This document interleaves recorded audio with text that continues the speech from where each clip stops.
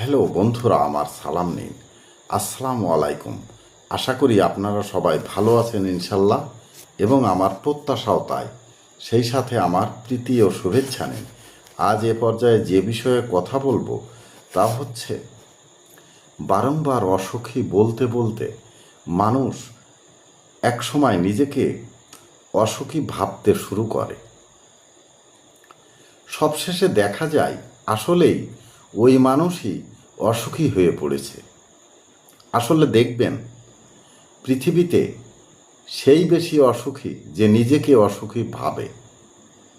এ পর্যায়ে এখানেই রাখছি। ততক্ষণ পর্যন্ত সবাই ভালো থাকুন, সুস্থ থাকুন এবং নিরাপদে থাকুন। শুভকামনা নিরন্তর সবার জন্য সবসময়। ধন্যবাদ ফেসবুক মেটা, ধন্যবাদ সকল বন্ধু সহ সবাইকে। আবার দেখা হবে অন্য কোনো ভিডিওতে। আল্লাহ হাফেজ।